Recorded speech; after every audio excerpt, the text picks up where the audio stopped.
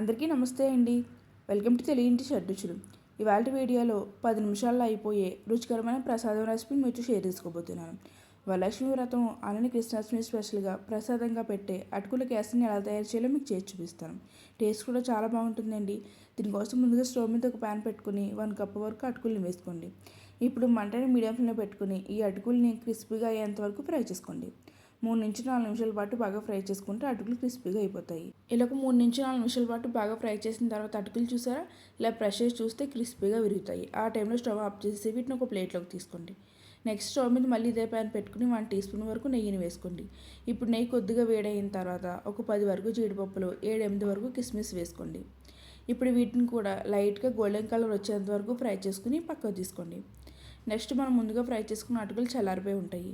ఇప్పుడు ఒక మిక్సీ జార్లోకి తీసుకుని మూత పెట్టుకుని బరకగా గ్రైండ్ చేసుకోండి. పౌడర్లా కాకుండా కాస్త రవ్వగా గ్రైండ్ చేసుకోవాలి.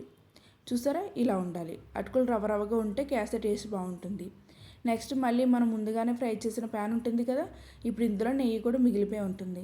ఇందులోకి స్టవ్ ఆన్ చేసుకుని మీడియం ఫ్లేమ్ పెట్టుకుని మనం ముందుగా గ్రైండ్ చేసి పెట్టుకున్న అటుకుల రవ్వని ఈ నెయ్యిలోకి వేసుకోండి. ఇప్పుడు ఆ రవ్వని ఒక 2 మినిట్స్ పాటు బాగా ఫ్రై చేసుకోవాలి.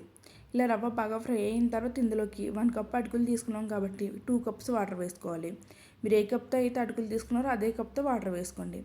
ఇలా 2 కప్స్ వాటర్ వేసేసిన తర్వాత రవ్వ అంతా ఒకసారి బాగా మిక్స్ చేసుకుని మంటని మీడియం ఫ్లేమ్లో పెట్టుకుని రవ్వ దగ్గర పడేంత వరకు ఉడికించుకోండి.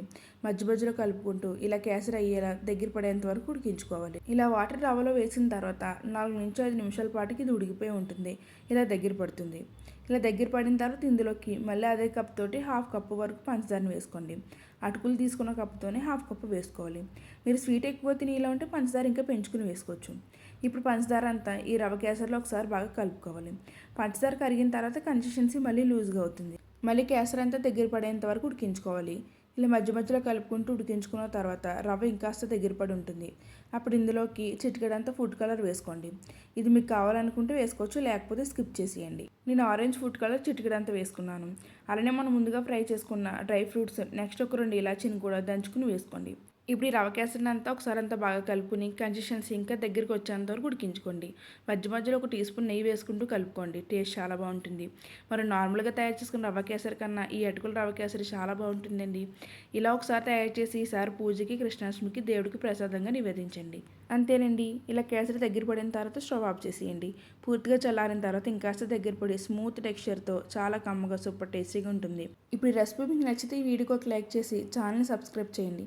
ఇలా నేను చేసే సింపుల్ అండ్ టేస్టీ రెసిపీస్ మీకు నోటిఫికేషన్గా వస్తాయి. Thank you for watching.